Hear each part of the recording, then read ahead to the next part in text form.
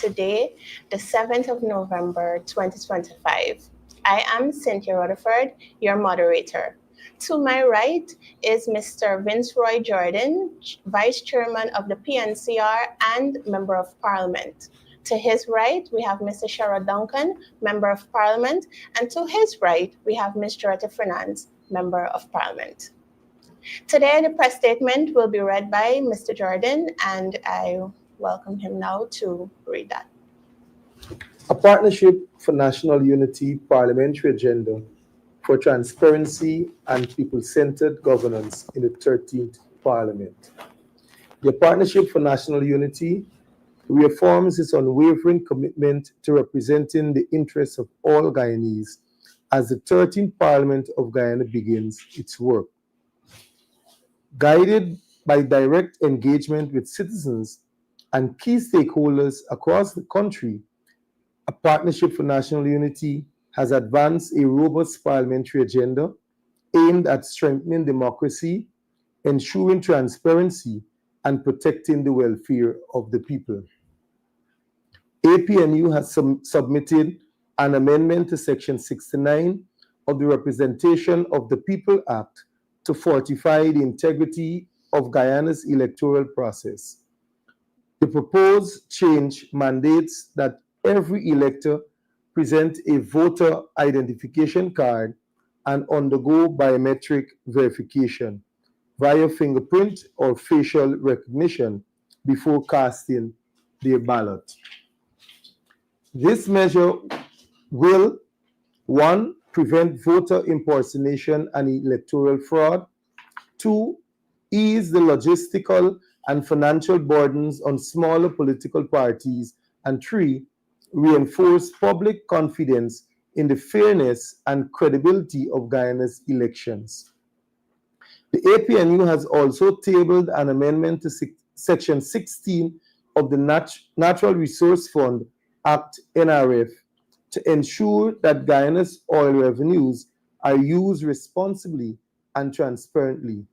The amendment seeks to 1, restrict withdrawals from the NRF to capital development and disaster relief projects only, 2, reinstate parliamentary control over annual withdrawals, and 3, require mandatory annual reporting to the National Assembly on all NRF finance projects.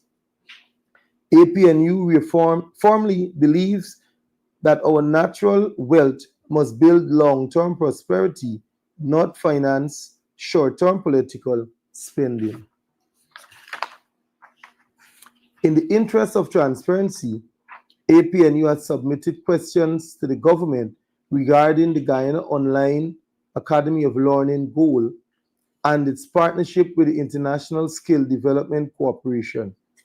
These inquiries aim to clarify how public funds were utilized, the number of scholarships granted, and what recovery actions are being taken for the misused or unaccounted funds. The poultry sector continues to be adversely affected over several years by inclusion body hepatitis IBH. To understand the situation, determine the response, and achieve enough guidance for our agriculture, business, and tourism sectors, we require statistics by region on the incidence and prevalence of IBH among broiler poultry flocks in Guyana. By production unit size, small, medium, large, and an indication of trends, for example, reduction or increase over the past 12 months. APNU inquired about the specific biosecurity measures are in place by the GLDA and the ministry, and if they have implemented vaccination and disease surveillance measures to contain and reduce IBH. To adequately inform farmers, we seek information about any new or emerging strains of IBH or related viruses that may raise concern for cross-border or regional spread. APNU is asking if there is any proposed target date by which Guyana expects to achieve a return to poultry meat self-sufficiency. Also, what budgetary allocation and support programs have the ministry made available or plans to make available to accelerate the self-sufficiency target? Connected to the issue of production, we sought answers on how the ministry monitoring and enforcing control measures to ensure that unlicensed poultry products do not undermine local production. The APNU has posed critical questions regarding the National Intelligence and Security Agency and its Guyana 150 million equipment procurement.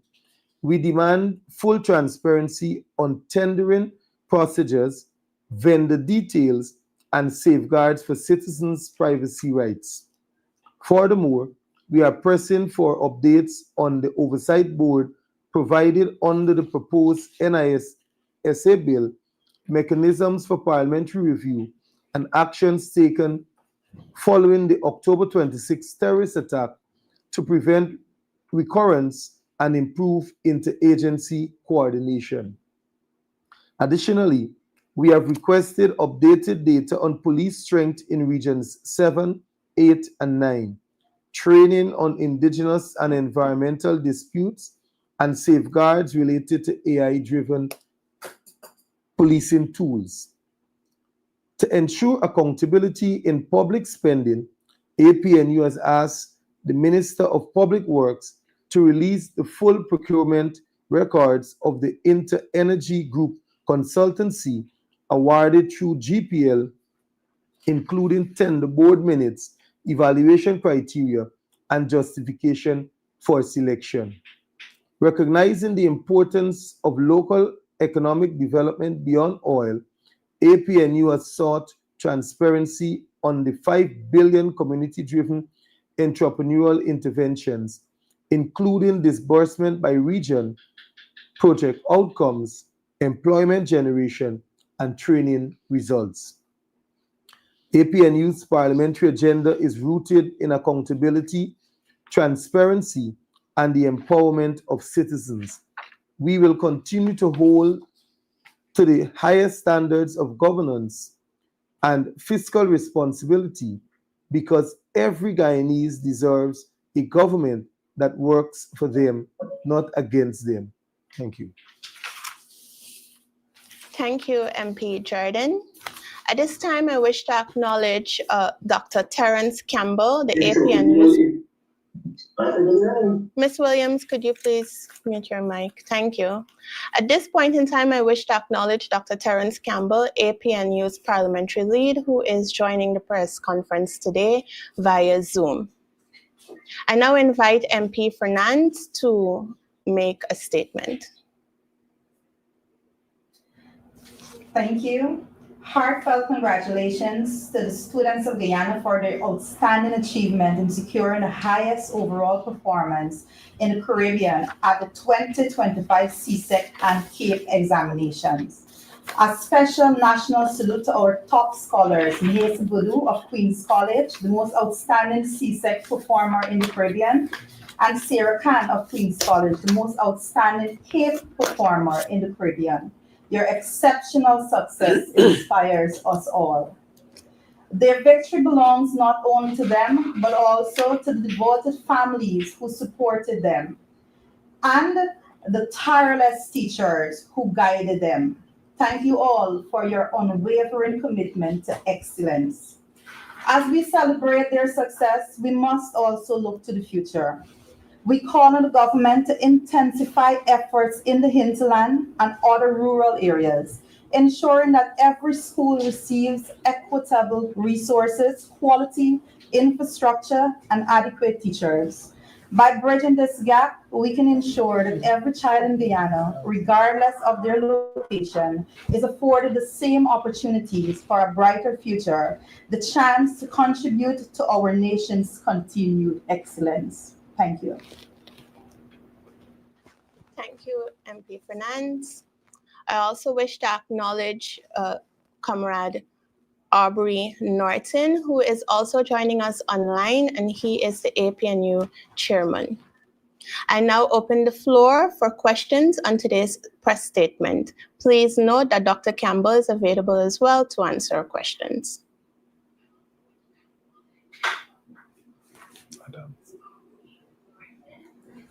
Well, good morning, everybody. This is Adam Harris. Perhaps didn't see me. Now, I have a couple of questions, but I'll ask one now. This opening of the National Assembly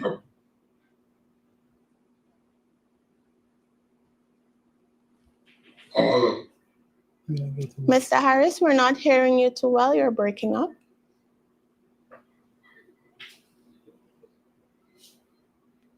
this that I've seen and recorded. And there was no move to appoint an election leader, an opposition leader.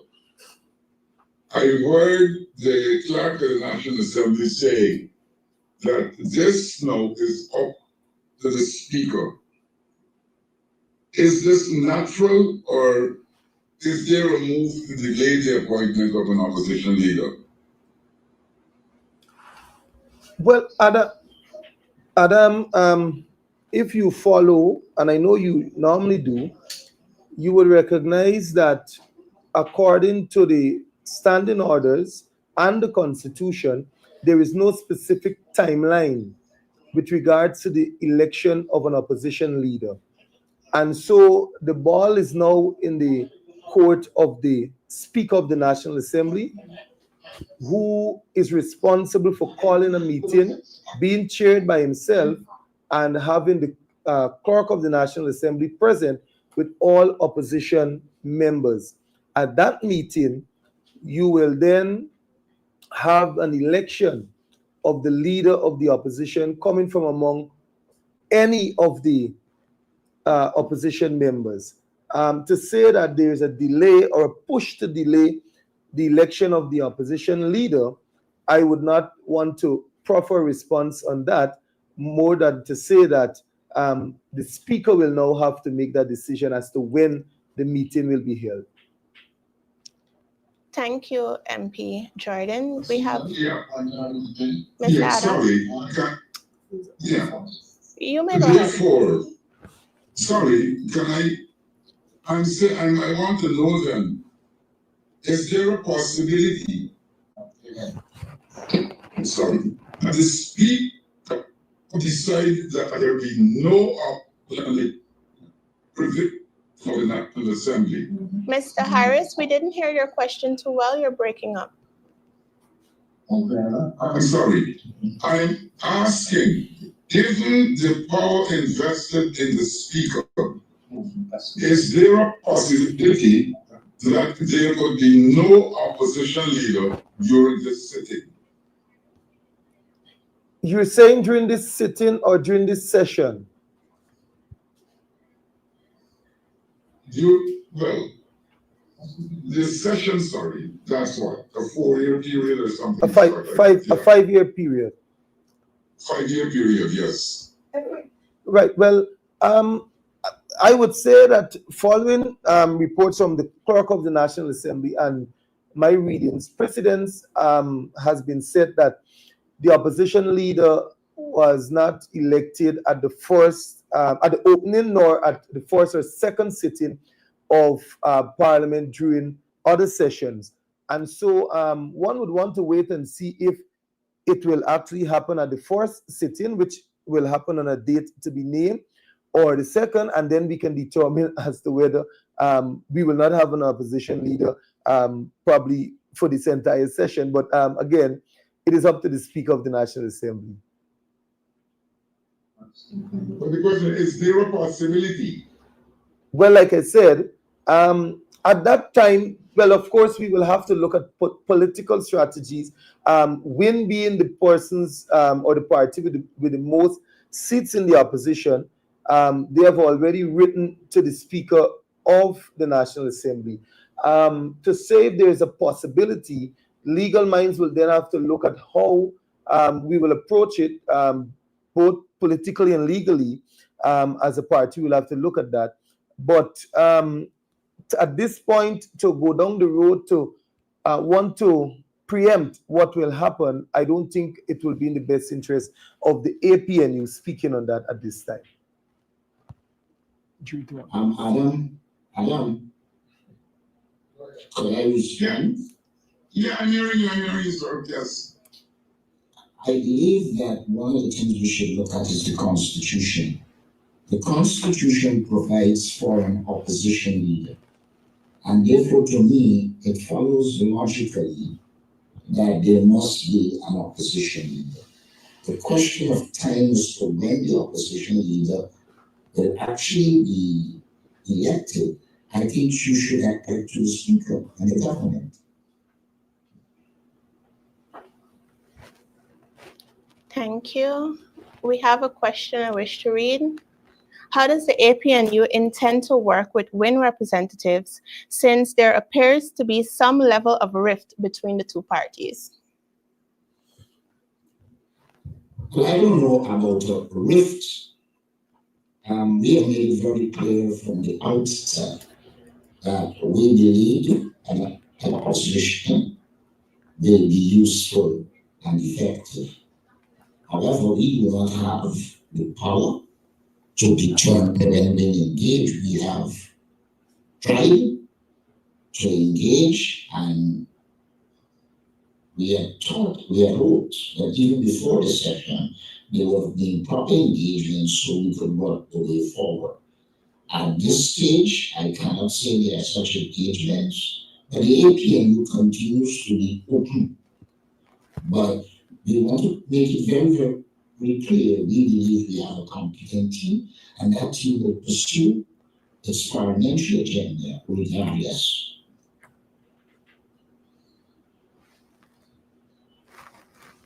Thank you.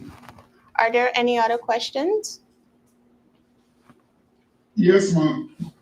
Go ahead, Mr. Harris. My question, yes.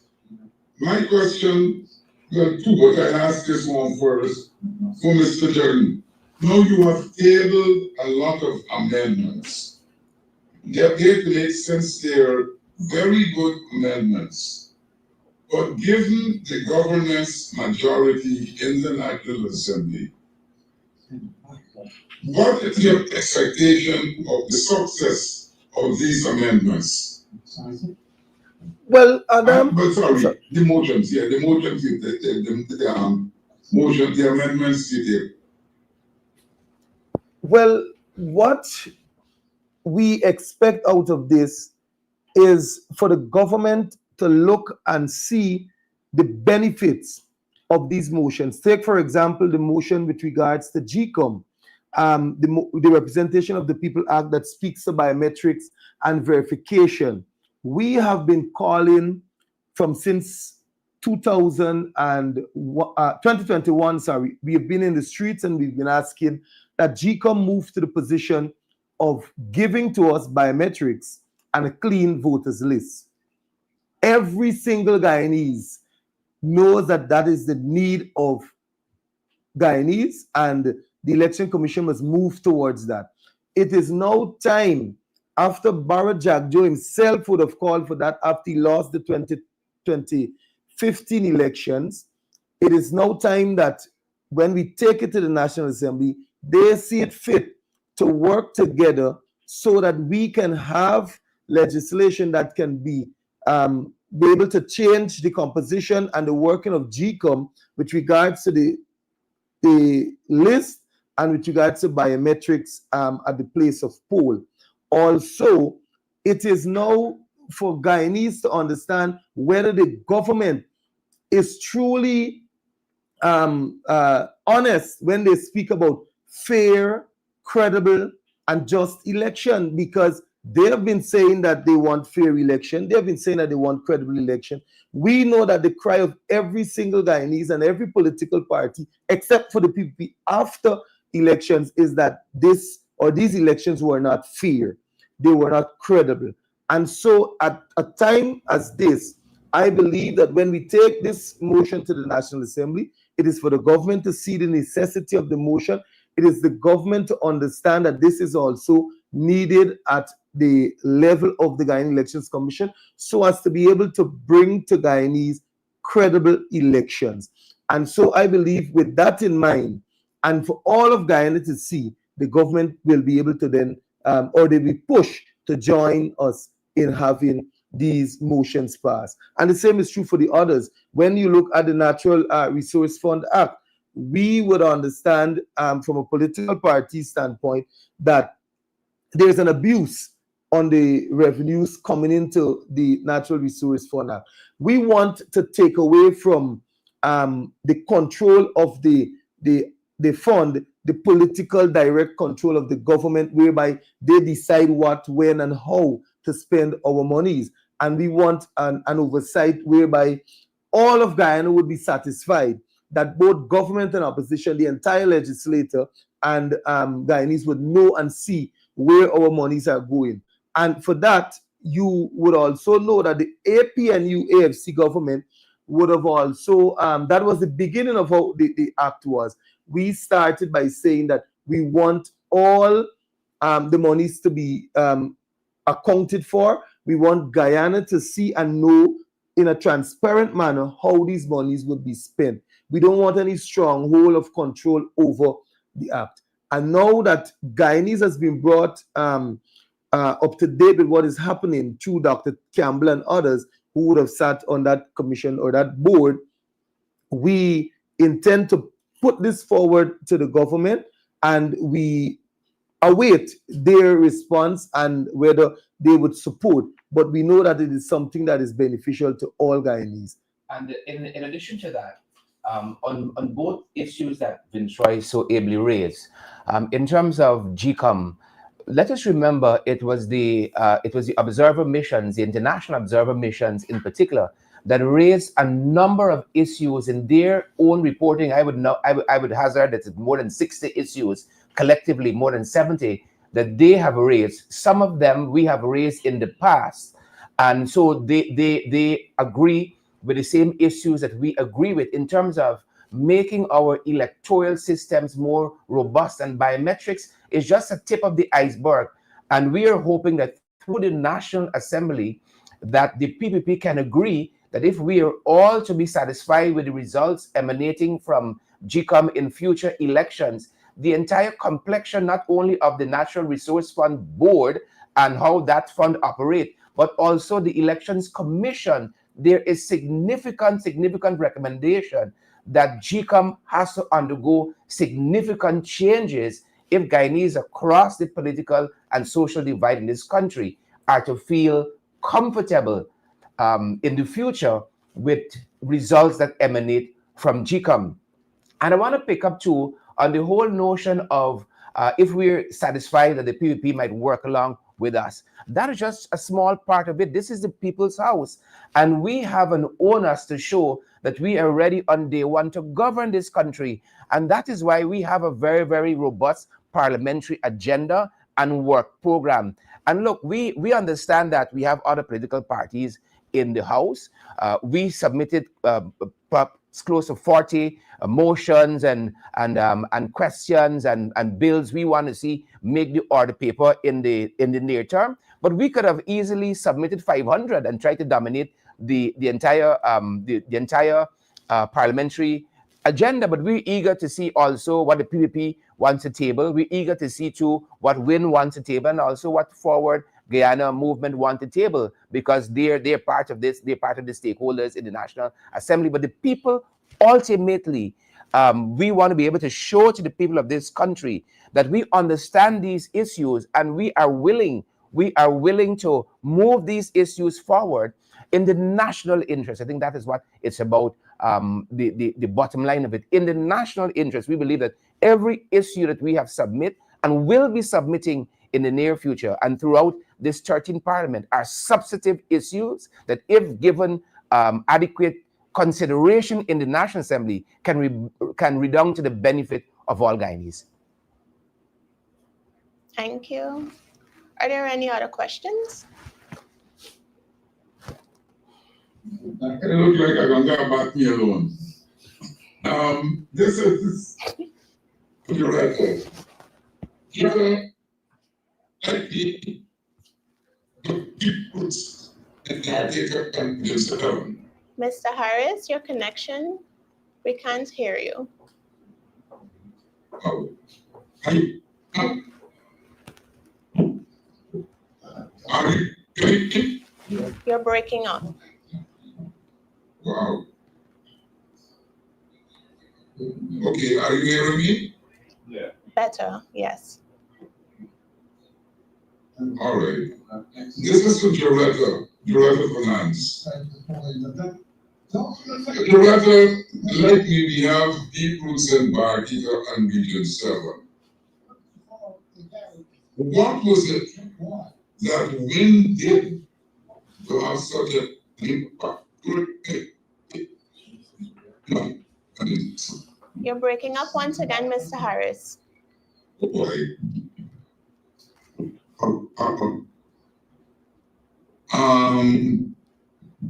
I'm going to try to speak slowly. I'm with you up to what is it that Win did? Can you hear me now? Go ahead, yes.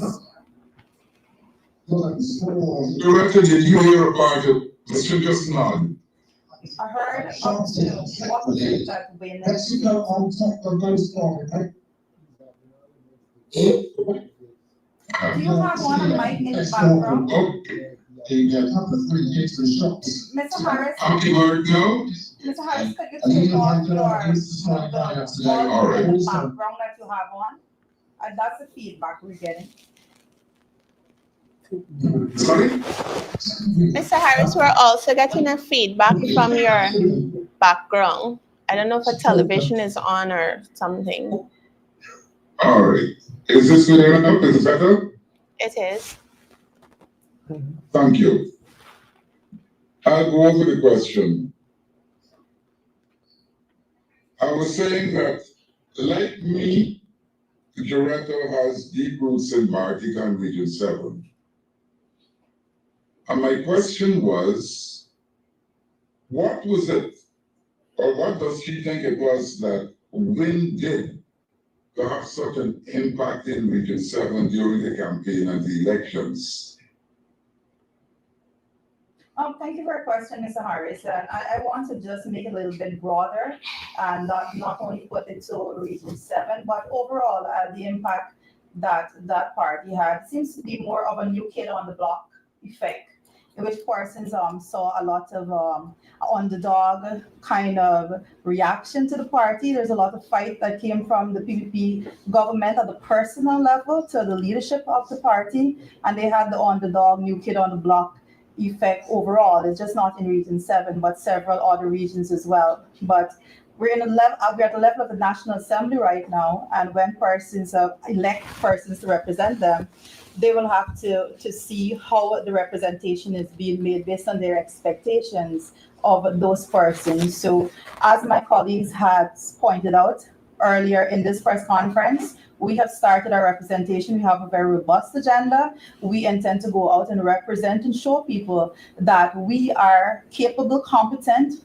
fit, and ready to represent them at every single level. Our aim is to regain ground in every single region that we have lost, and we will go relentlessly until we achieve our mission of doing that. Yeah. And Adam, Could I add? Adam, could I add? I think we need to be. Are you hearing me? We are. Yes, Are you I'm hearing hearing me? you. Yes, quite clearly. I think we need to be brutally frank. One of the things that should be stated is that the PPP deliberately impoverished the African Guyanese community and the indigenous communities. I think they did it with the hope that they can use handout, etc., to achieve their objective. It is very clear that when you use the resources at his disposal, whether legally gotten or gotten, and was able to impact in a way that allowed them to achieve what they would have achieved. I can tell you from my engagement in the Rupununi after the election there are persons, including Tuchels, who told you the amount of money they got. In Linden, there were many persons who told us as well the kind of money they got. They got motorcycle, like one chap got a car. And so you had a situation in which bribery became a norm in the last election. And therefore, we as a political party, they have to do two things. Well, one or two things. One, go back on the ground to educate people politically, including against bribery. Two, ensure we can mobilize our war chest. So if the approach doesn't change, we can meet out or the support base and help a lot. Additionally, I would say the fact that the government has removed law and order from the society, and lawlessness has become the order of the day. It has become a norm for people to accept that kind of behavior. And so I would think in large measure, a lot of it has to do with those factors that I would have mentioned. Thank you. Adam, might I add to, we've spent a lot of time traversing this area with our parliamentary colleague, Rita Finance, and in places like Keiko, I want to pick up on what Mr. Norton said. Keiko, Kaikan, Jawala, Kamarang, there was one consistent message, as the leader said there, is one of impoverishment. Our indigenous brothers and sisters live very impoverished lives in lots of instances, not because of choice. And you heard lots of it coming out during the course of the election, places like Chinowing, for instance, across the hinterland. And that was a consistent message people heard coming out. And as Rita said also, that is what we are bringing to the National Assembly. Solutions, not just observations, not just questions, but we are bringing to bear solutions for our Guyanese brothers and sisters, because we understand these issues. And as Mr. Norton ably said again, that part of it is bringing relief to our indigenous brothers and sisters on the near term. And part of what we even hearing our parliamentary colleagues saying now, that yes, we might have been able to give handouts in the short term, but now we've heard them talk a lot about representation as against, because it is not a sustainable thing long term for individuals. You just don't have it like that. You know, whether you have billions or you have millions or thousands, you just don't have it for a 5-year or a 10-year, 20-year period. It's not an indefinite resource one might have. And so it's the funding that you get through the taxes people pay, through the oil wealth and soon gas, that we must bring to bear on the Guyanese people. Another thing that we heard is that while we benefit, like for instance, we heard recently $150,000 being given out as a grant. Our indigenous brothers and sisters say, well, that is all well and good on the coast, because of the inflation, because of the cost of living disparity that affects the hinterland in an even deeper way, that we have to rethink all of those things going forward. We were at Mbamadai, for instance, where a bottle of cooking gas is $16,000. In some places, a pound of chicken is $1,000. This is a kind of hardship that our indigenous brothers and sisters live. They live the experience, while we have our own on the coast and closer to the coast. And so having a great appreciation for that now, we have to bring that to bear. And perhaps, as Rita said, it's a new kid on the block syndrome. It's who they perceive had the money to alleviate their sufferings on the short term. But we don't only need short-term fixes. As a party, we believe in long-term fixes as well. And that's why lots of the things we'll be proposing in our parliamentary agenda going forward is structural and systemic changes that are much, much needed. And I just want to add to what Sherry just went into also, to say that actually changing the way in which persons are living in Guyana, no amount of money being thrown at a few individuals actually changes the the lifestyle of an entire community and uplifts the standard of living of the community. It comes through policy change and policy direction.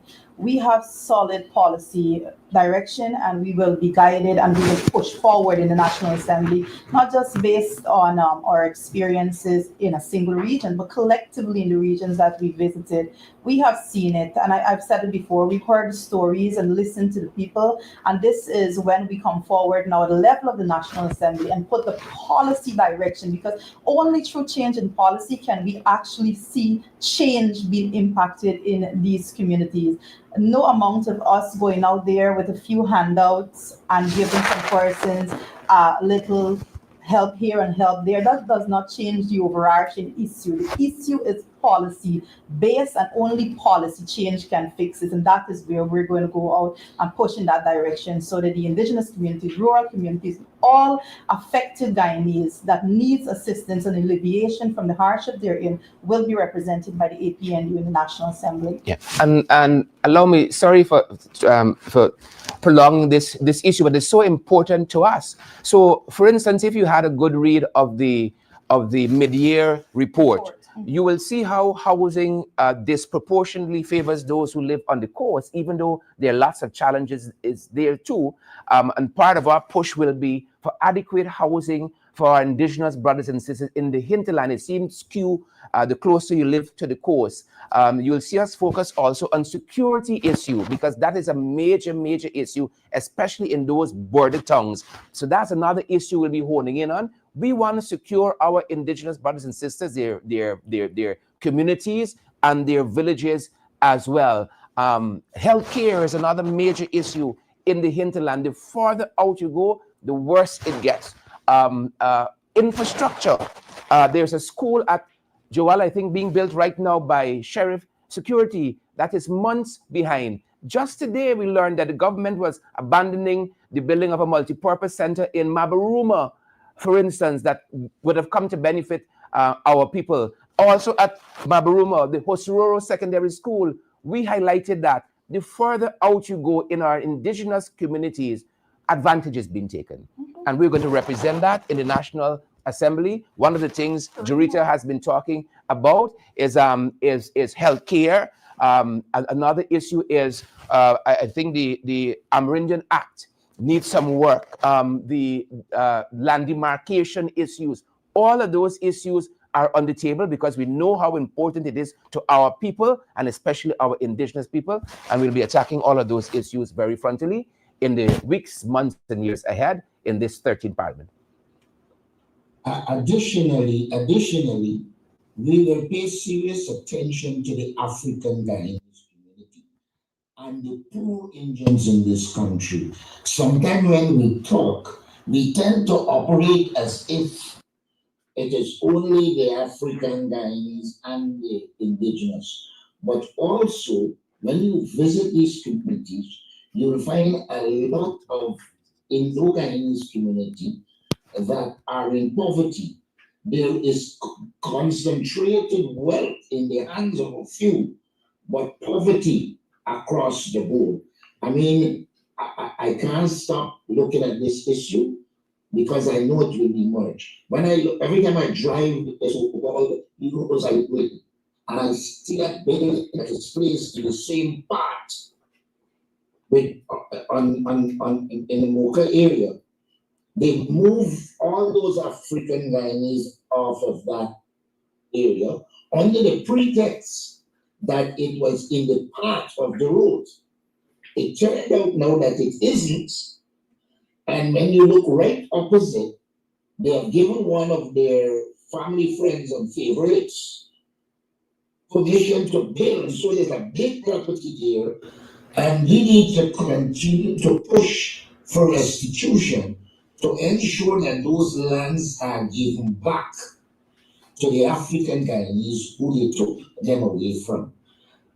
When you travel the villages on the East Coast, you also see the neglect of the African Guyanese.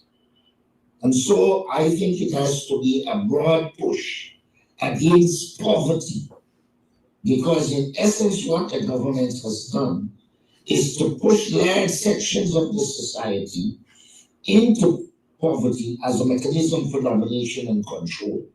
And one has to be cognizant of that as we move forward. Thank you. I see the hand of Mr. Benshaw. Please proceed with your question.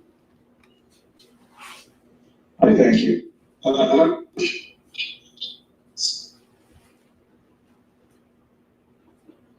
I'm assuming that it's on. The question is that it pays to release announcement about the Interlevel Bank and the suspicion of them wanting to in the people's laps again. I want to know the opposition's position on that swar coming from the PDP. The other question that I have. Mark M. Ganesh, you have water here? No. Air Finale has announced that Guyanese should open a bank account. So in other words, they're about to swar the nation again and drop a little crumbs in those bank accounts. I would like the opposition take on that. And secondly, yesterday's press conference, Jack Yale said that Guyana is becoming somewhat like a Pablo Escobar state. I would like the opposition's position on that. And the third question is about the investigation concerning that, or the investigation concerning the explosion at that gas station. Whether you guys are comfortable with what the police, what they are saying to the general public, and the scaremongering that we're seeing every day. We're hearing some bomb threat, the bomb threat at the court, the magistrates court in Georgetown. I'd like to ask Mr. Duncan a question as it pertains to, or whether he believes that it has been a misunderstanding about Chuck East's bride, the statement about Chuck East's bride. Over the past years, we have seen that Parliament has been brought access to the low that we see on the P side, that's my opinion. And we have seen candidate position have been attacked by PDP members of Parliament. We have heard that being attacked, and other females being attacked by those individuals on the PPP side. And whether the comment about some Chuck East bride has been some sort of misunderstanding on the part of Mr. Duncan. Thank you, guys. All right, Mark. Thank you very much for your question. I want to touch on the aspect of the bank account. Yes, we heard Air Finale saying that every Guyanese should have a bank account, or they're advised to open bank accounts based on some of the banks going online now, providing the platform that persons can apply, open their bank accounts online.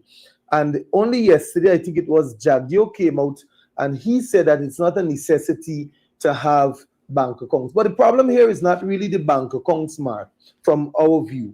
The problem is the cash grant. We have said during our campaigning that it must be structured. You must know how, you must know when, and you must know the amount of monies that the government would transfer to our citizens. And you don't just come at some time of the year and say that you are going to give to Guyanese, or if they behave themselves, or if they do well, they will get a cash grant. We believe in cash transfers, and we believe that it should be structured. We believe that every single Guyanese must receive from the wealth of this nation, which is in the bounty at this point in time. They must receive a tangible amount so as to be able to take care of themselves, take care of family, household needs, and to take them out of poverty. If you recall, I think it was the IMF and World Bank report would have stated that Guyana is between the range of 40 to 52% of poverty in Guyana. And with the president coming at the end of the year to just say that he will give to Guyanese a cash grant, not stating the amount, he's still to come back and say what amount he will give. Now, it should have been already in place. A decision should have been made. There should have been a structure that the president would come to Guyanese and say, in my campaign promise, I said X, and here is what we are prepared to deliver. And so we would want to ask of the government and press that the government not only give cash transfer as he would have promised, but that coming from in 2026 in the budget, that we see it as a structured measure so that for the entire year and years to come, Guyanese would know how they will receive cash transfer, when they will receive it, and the amount that they will receive. So the whole issue is not the bank account or whether Jack Dio and Ali fighting one another, because we remember last year, one said that you will get it in 1 month, and then the other said instantaneously, and then the other said it will take some time. But what we want from the government, and we want now, is how much will Guyanese receive? And in saying how much they will receive, what period or at what intervals throughout the year would Guyanese receive these cash transfers? And so again, we want to repeat that the coalition believes in cash transfer, and it is a measure or a mean of bettering the lives of our citizens. Yeah. And let us remember also, it was Vikram Bharat who said that Guyanese don't know how to manage money. And we believe in the better angels of our Guyanese brothers and sisters. And that is one of the reasons why we believe in cash transfers. We also believe that those cash transfers, given the increase in oil and oil revenues in particular, should be up. The government had said $200,000 per individual, and now they're going to families and so on. But we believe that that sum should be up, especially in light of all that we have spoken about. If you look at where inflation is and the cost of living and what people are paying in the market for goods and services, those costings cost should be increased.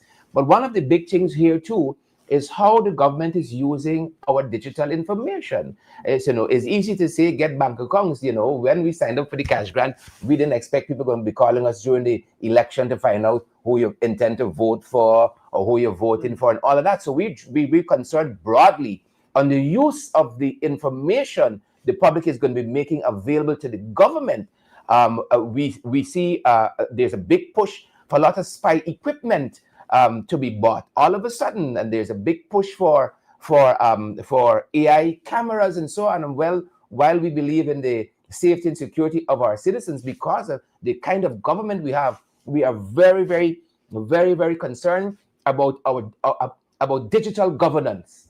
And you'll see a big push for us on that in the National Assembly in this 13th Parliament. Digital governance and our use of artificial intelligence as another big thing that we'll be focusing on. But we, as part of this structure that we want to see to cash grant and cash transfers, we are also on record in saying that this should be institutionalized. And what best place than through legislation? And we're prepared to hammer this out with the government so that we have that kind of structure. People know when it's coming, and they can plan their lives around that. And so this is what we want for our people. So this kind of adhocracy that the government is famous for, we don't want that at all. We want a very structured approach to cash grants and cash transfers. I want to point out too that the government is shifting away from the main issue. The main issue here is the eradication of poverty. The government is afraid of this word poverty because a lot of what they are doing, pushes people into poverty. I would only consider the government serious when I see in the budgetary allocations, there is a reallocation of resources in a way that a man in poverty can get out of poverty. You can tell me take out a bank account, but when there's no hope. Where am I getting the money to put in the bank account? Apart from the fact that it is hypocrisy, we consistently argue for cash grant. They said no, we said it's not a grant, it's a transfer. I noticed I welcome the fact that they're now using cash transfer rather than cash grant, because since it's our money, they are transferring to us. But the government consistently said no to the use of bank accounts. What they did was to ensure people to set up. In fact, they used this as a form of intimidation so that they can get the data on people. And when they got the data, they misused it politically. So that must be established. It must also be established that if you come with the same approach to the budget, in which you put 50 or more percent of the budgetary allocation in infrastructure that goes into the pockets of your family, friends, and favorites, then the process happening at the time, because the resources will not meet the people they are intended to meet. If when we look at it, it isn't providing housing.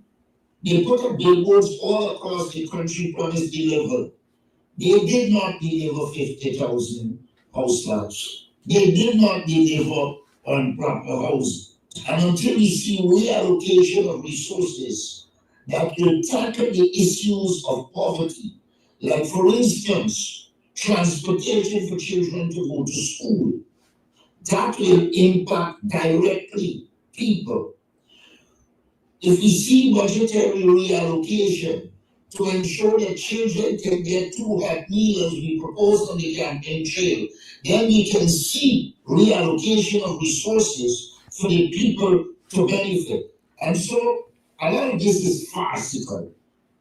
It is not an attempt to use the resources of this country to ensure that the people in poverty can be taken out of poverty, unless the government learns to put people first and have a proper program for poverty reduction and ultimately poverty eradication. All of what Antonio Fernandez is saying are cosmetic. Yeah, and allow us to point out 2 quick things that Mr. Norton touched on. The government did not even believe in cash grants initially. It was the PNCR APNU that was pushing the whole notion of cash grants and cash transfer, and they were definitely not against. They were definitely not for some of the later iterations of it. But in pointing out some of the mismanagement of our money, as Leader Norton said, when you see the trajectory moving in a different direction, then you will see that they mean what they say.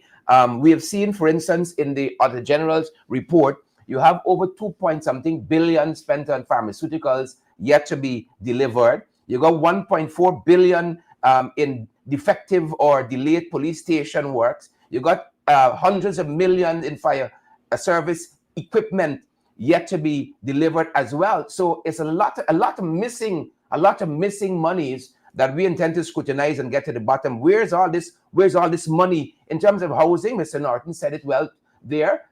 You hear of all of these land allocations that are being had, and we question that too. In terms of keys in hand for about $80+ billion that the government said is spent on housing from, I think, February of this year to now. You got 200 homes. You got about 9,000 titles that were given out. You got a lot of mismatch. And some of the deeper work in terms of where this money is going and a true picture of where housing, for instance, is, we want to see in terms of what the banks are doing, what places like the NBS are doing, in terms of who is applying for loans, in terms of loans being granted, who is building homes, homes that have started and have been abandoned for the want of financing. So we're aiming for a truer picture of where housing, for instance, is. But across the board, you can pick any ministry and see a lot of money on paper being spent. But when you look at the returns just aren't there. So as Mr. Norton said, when you start seeing a reallocation of the people's money to the people themselves, then you will get a sense of the real direction that we're heading in as a country. Just wanted to plug that. Additionally, I want to challenge the government. We have enough resources to give every Guyanese earning under $500,000 a month a free house lot.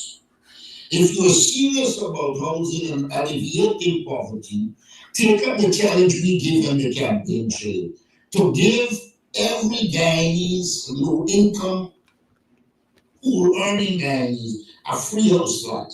That will be indicative of the fact that you're willing to serve the people of Guyana. Allow me to just add one aspect of the cash grant coming to bank accounts and the call by Air Canali for bank accounts to be opened. I want to say at this point that when the president of Guyana steps forward and he says and he urges Guyanese to go and open bank accounts, he should also be having a conversation with the banks to make sure that the ease of opening a bank account is addressed and persons do not have to go through all that they have to go through currently to open a bank account. Opening a bank account in Guyana is like we're in 2025 and we're operating under a system from 2010. So we need to get up to speed with that also. So I expect to see the banks having a system in place that is very robust and able to deal with the quantity of persons that will be going into them to open bank accounts with this announcement. And I would also call on the administration to look into areas. For example, we have the township of Mabaruma that does not have one single bank. When we're looking at these things, we want to modernize and go in that direction, which we always support, making sure that persons have an easier way to access the cash transfer. We want to make sure also that those things are taken into consideration. There should be incentives given so that we will have soon see a bank in Mabaruma, in that township there. So those things have to be looked at as well, and not just coming forward and urging persons to go and open a bank account. We expect to see that policy direction is placed on making sure that that is done and the process becomes easier for Guyanese to access those services as well. Mark, in addition, I'm not sure. There were a couple of other questions. Yes. In regards, so sorry, as it pertains to Pablo Escobar, concerned by Jack Yale, who has created the atmosphere for Pablo Escobar. That and also the other question pertaining, Mr. Martin, the other question pertaining to the gas station exclusion, whether the opposition is comfortable, the APNU is comfortable with the explanation given by the Guyana Police Force, and also, the Bridal Chucky question. Thank you. All right, let me deal with Pablo Escobar. If there is any government to be blamed for Guyana becoming close to a narco state and a transit point for drugs, is the People's Progressive Party. Let us look at a few things. When in 1992 the PPP came to power, the undersecretary, I don't know if this was state, but one of the undersecretaries came to hand, and the undersecretary pointed out November 1992, 2 months after the PPP came to power, that Guyana was not a narco state, that drugs wasn't a problem in Guyana, and that can be pulled up from the archives. It is the PPP that unleashed on Guyana a number of things. Let us recall they came to power in 1992 October, and by Easter, Good Friday, 1993, Monica Lees was thrown out of the back of a vehicle. And that became an unsolved murder for years. And then you had a build-up of these unsolved murders.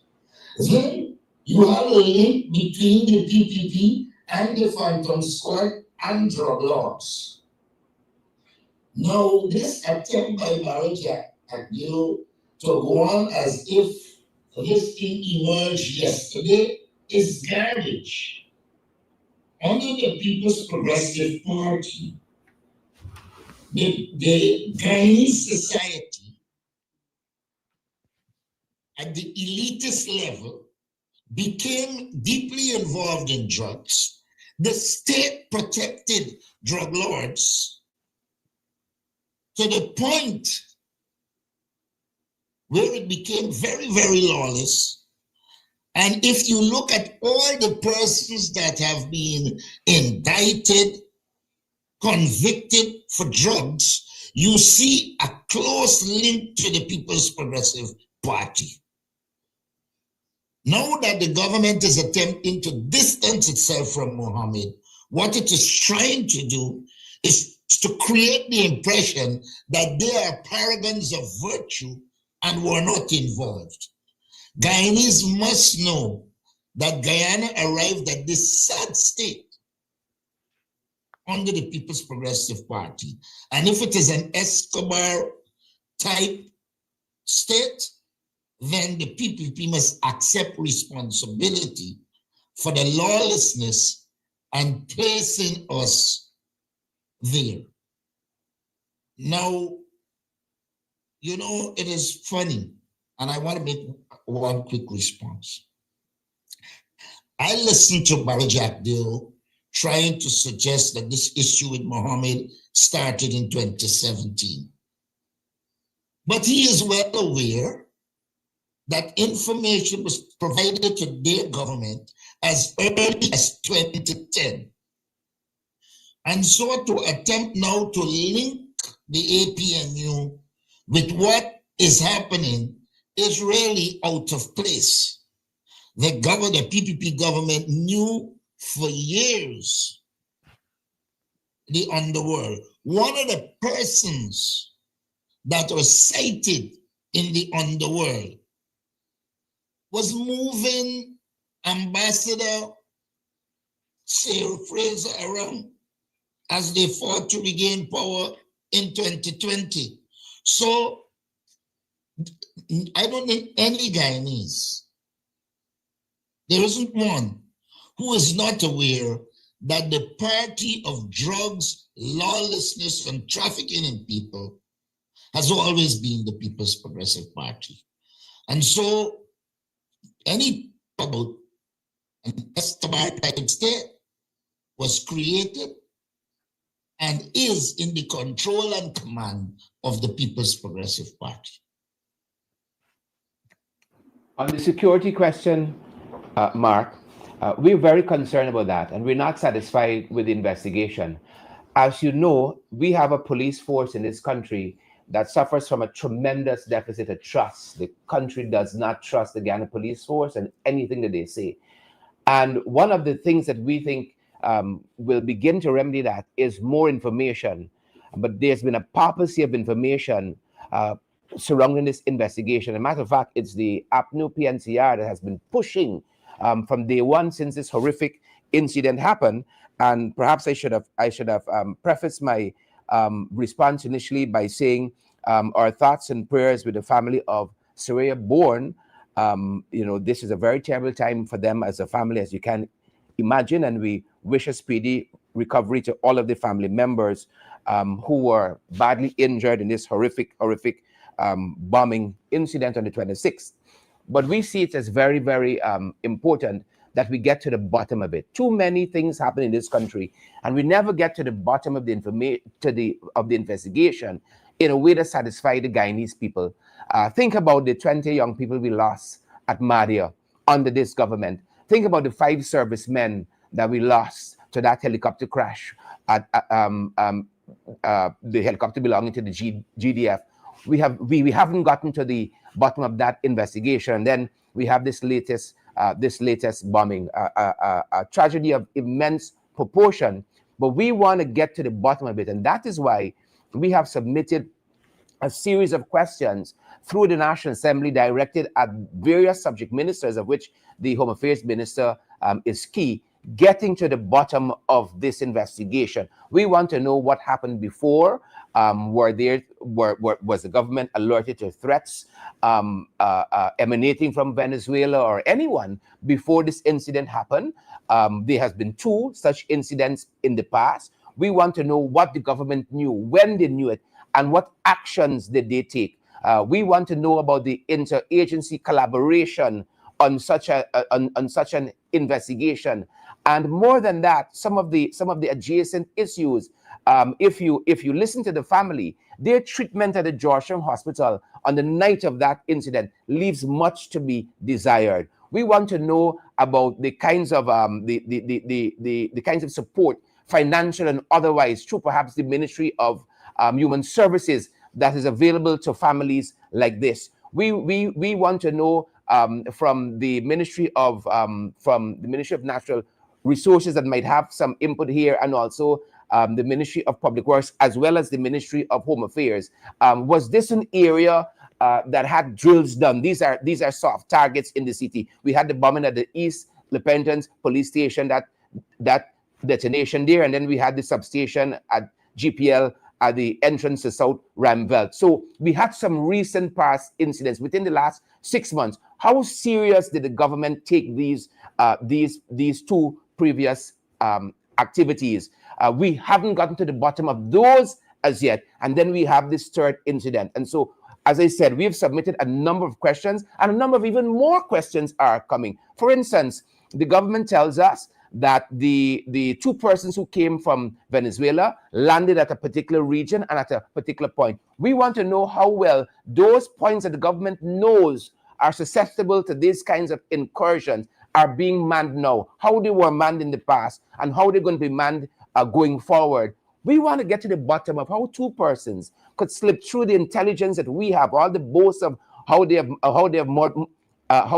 modernizing with smart security and all of that. That is all well and good for the post-mortem, but we want to know how this is going to prevent future actions, and we have some suggestions and recommendations of our own. But we want to get to the bottom of how two Venezuelan nationals, according to the government, slipped through our intelligence and our security apparatus and architecture and committed this dastardly act in the heart of the city, because we want to protect all Guyanese moving forward. So we see it as very, very important. And this investigation isn't closed, isn't wrapped up by a long shot in our minds. Look, I think the government has placed the Ghana Police Force in a bad place. When I heard yesterday the Vice President saying that Hicken has to be accountable for this Lamborghini being driven without insurance and all kinds of nonsense, I laughed. It is the same police force they use to escort that Lamborghini to the quarantine and bring it back. So you are sending mixed signals to the police force. If you do not allow the law to take its course, then the Ghana Police Force will always be in problems. And that is apart from the fact that the leadership of the Ghana Police Force itself is considered to be part of the illegalities, as we could see from the indictment of that senior police officer. And then if the Ghana Police Force is allowed to do its work, then you will have a situation where all who commit crimes will be investigated. Sugate would have already been investigated. But because you have to be selective in your approach, the Guyanese police force is not guided by policies. They are guided by the whims and fancies of the government. I mean, I hold no brief for Devin Sears. None whatsoever. I don't know whether he committed a crime or not. But he must be sitting there and asking, look, a man could shoot another man and get bail. And he languishes in a prison. And I want to make it clear, I don't support anybody in drug trafficking. I'm not saying he did it. I'm not saying he didn't do it. But I'm saying there's an inconsistency in the approach of the judicial system and law enforcement. The average man, an allegation is made against him, and he is held in custody for 72 hours. And you have a government minister in which serious allegations were made, and he doesn't spend 1 hour. Unless we streamline the judiciary and law enforcement so that they operate based on the rule of law, and every Guyanese could feel that the system is just, we will continue to have problems. And oil resources cannot solve governance problems. Governance problems have got to be solved at the level of governance. And also, if we Right of Chucky. also we can add to that. There's that question with regards to the right of Chucky, which is very important. Has it been a misunderstanding? And then, Mr. Norton, you did say that Mr. Devin Sears is languaging. Within the past hour, there's news that he's been granted $400,000 bail. But I do understand your point of the way the justice system operates in Guyana. But he's currently out on bail. Thank you for the information, Mark, but I was focusing more on the principle than the act. Yeah. Hence, And besides the judiciary, you have other institutions like the ERC, because you have the Jennifer Ali incident and that of Baby Skello as well. That I think the majority of Guyanese would say that that issue has been dealt with very unevenly. To the other issue you mentioned, Mark, when I sit on my other program, In the Ring, I don't sit there as a member of parliament. I just want to make that very, very clear. And any number of things that are said in that program are very, very fast-moving program. And I've responded to this on that program. You may have missed it, Mark, but allow me to say that Ms. Primus has been a colleague of mine for a very, very long time. And I have heard that I have made aspersions concerning her because of some caricature I may or may not have said. I have never called Odessa name in light of any caricature. I've never done that. But as I have said, if Odessa has taken offense of that, I offer an unreserved apology for that. I don't think this is something that should detain the nation's attention. We have other very, very more important and pressing issues that we should focus on, and that is what we are committed to doing. Again, I want to say that if Odessa or any other Guyanese took offense of the words used or how my characterization of a particular issue, my unreserved apology is hereby tendered. Thank you. We have one question coming in via text. HGP Nightly News is asking for a response to, and I quote, the damning revelations in the Auditor General's report regarding pump stations at Port Drawing, Bellevue, and the A-Line pump station, end quote.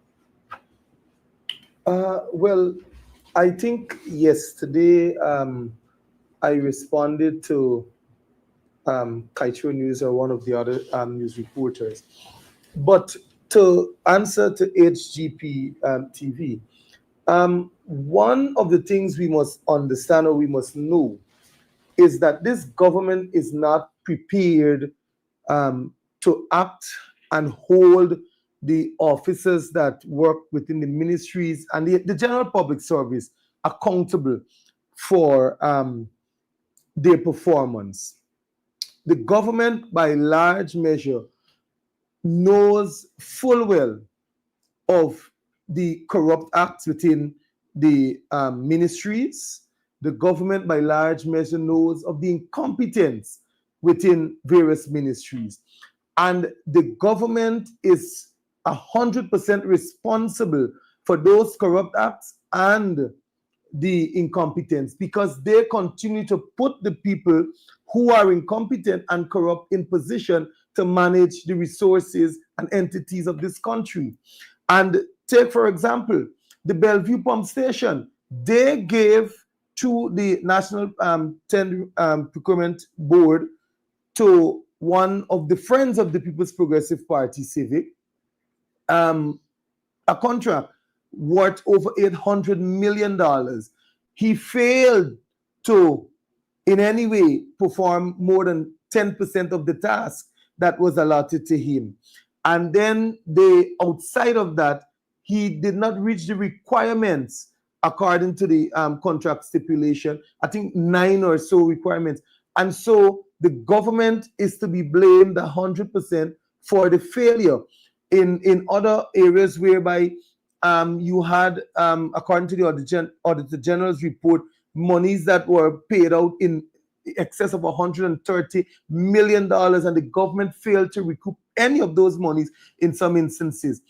it is again the government's poor accountability, the government's lack of ability rather to properly manage large projects. We would have spoken very early about how the government really manages these projects. And we were not against the infrastructure projects. We were not against the development in Guyana, but we were against the way in which the government really roll out these projects. We were against the way in which the government handpick in some cases the contractors that receive these projects. For example, when questioning the Minister of Agriculture on the pump station and sluice at Cottage, the Minister of Agriculture reported that there was some 80% completion.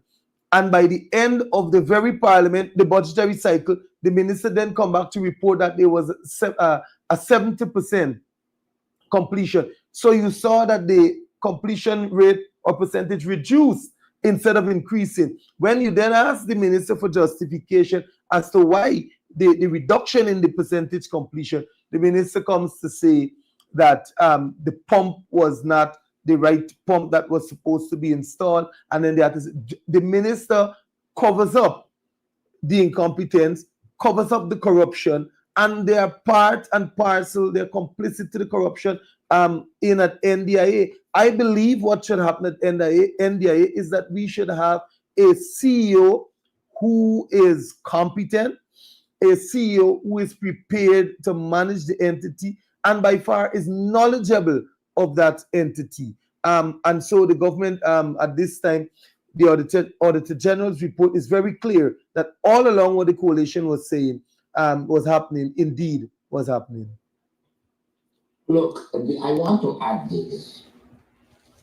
This government has to take full responsibility for the lawlessness and corruption in this country. The PPP sends the signals to their members and supporters that we will protect you when you violate the law. There's a man from Linden named Kevin Lorimer, who a magistrate sentenced for fraud 9 months. and is being protected by the PPP. And so far has not been given to the prison service to serve his term. You know what signal that sends to other persons in the PPP? Thief, forge, rob. Once you are part of us, we will protect you. And that is very, very dangerous. It has serious negative impact on the society. And the PPP can do us a favor of ensuring that Lorimer serves his sentence so that the message isn't sent that once you're a member of the PPP and you can do and you support the PPP, you'll be protected. There are many cases of PPP activists and supporters attacking and physically harming Guyanese, and they're protected. And the minute somebody says something about a PPP activist and they call the police turns up to act. So the state of the society, the bad state of the society, has to be placed squarely at the feet of the People's Progressive Party. Thank you. I see the hand of Mr. Shribal, so I will invite him to ask his question as the final question. Thank you. Mr. Martin Shribal Mario. Sir, could you say what was the envisaged or actual role of the President of the Caribbean Court of Justice in any negotiations or mediations between yourself and the President of Guyana with respect to the exiting or substantive appointment of then Chancellor Leonard Cummings? All I would say to you is that I was engaged by him. I give him my views on the situation. And outside of that I know of no other role he would have played. Did you solicit his input or he solicited your input? He engaged me. And do you know if this was at the request of the president of Guyana? I would be hard pressed to say I know, but it will be reasonable to say I suspect so. And do you believe that that Justice Anderson's engagement of yourself on a matter such as this could have any implications for the perceived or real independence of the Caribbean Court of Justice? What I would say, as a party, we were in the forefront of pushing for the CCJ. But when actions like these and some that occurred during the election, it raises questions about the credibility of the CCJ in terms of dealing with Guyana in a fair way without political partisan involvement. But so why didn't you turn him down at the instance rather than have the engagement continue? Well, let me say this. In a meeting we had with the president of the CCJ, in which the leader, I as opposition leader at the time, you had Mr. Mohammed, you had for Guyana, Amanda Walton. I made it very clear in that meeting that I'm opposed to supersession of any kind, including superseding Cummins. And when I started to talk to him, I made the assumption that he knows my position in supersession. And therefore, he was engaging in that context. Unfortunately, it wasn't. And I ended it.